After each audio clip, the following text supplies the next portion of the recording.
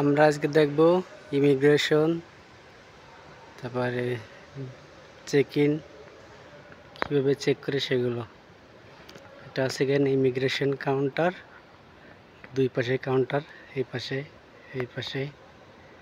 এখান থেকে এখানে আমার আলাদা আলাদা ভাগ ভাগ করা আছে। ডিপার্টমেন্ট, বিদেশি পাসপোর্ট, বাংলাদেশি পাসপোর্ট, ফ্যামিলি, আলাদা আলাদা ইমিগ্রেশন পার হওয়ার পরে এরপর আছে আপনার কাছে যে হ্যান্ডব্যাগ, লাগেজ যা থাকবে সেগুলো এখানে দিয়ে স্ক্যানিং করবে। স্ক্যানিংয়ে দেখার জন্য ব্যাগগুলো এখানে দিয়ে এরপর সব নিজেই। এটা আছে মেটাল ডিটেক্টরে চেক করবে তার শরীরে কিছু আছে কিনা মেটাল জাতীয়, যেটা নিয়ে বিমানের ভিতরে যাওয়া যাবে না। তারপর মেটাল ডিটেক্টর চেক করার পরে এটা আছে স্ক্যানিং, বডি স্ক্যানিং। এরা পুরো বডি চেক করবে, মনিটরের মাধ্যমে সব দেখা যাবে।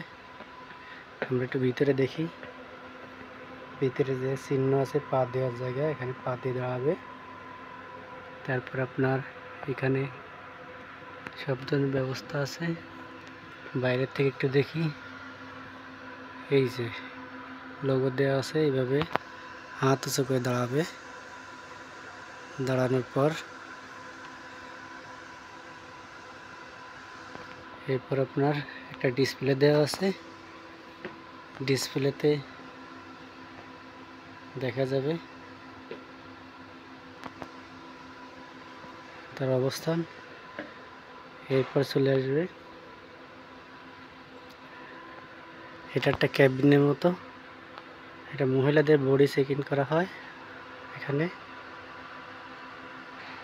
মহিলাদের বডি চেক করার জন্য এই রুমটা ব্যবহার করা হয়।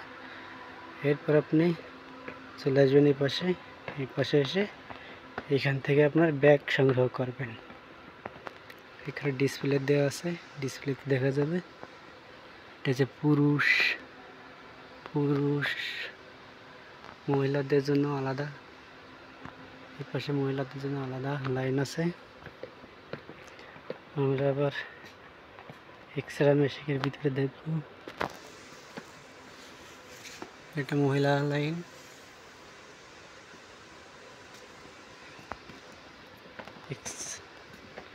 আমরা স্ক্যানারের ভিতরে যে ব্যাগগুলো দেব, দেওয়ার পরে এখানে দেখা যাবে ডিসপ্লেতে আপনার ব্যাগের ভিতর কি আছে, কোনো অবৈধ জিনিস আছে কিনা, কোনো মেটাল জাতীয় জিনিস আছে কিনা যেগুলো নিয়ে বিমানের ভিতর ঢুকতে পারবে না। সব জিনিস চেক করার পরে এখানে দেখার পরে যদি কোনো কিছু থাকে যা নিয়ে যাওয়া যাবে না, সেটা অটোমেটিক এখানে এসে আলাদা হয়ে যাবে সেই ব্যাগটা। পরে সেখানে তল্লাশি চালানো হবে।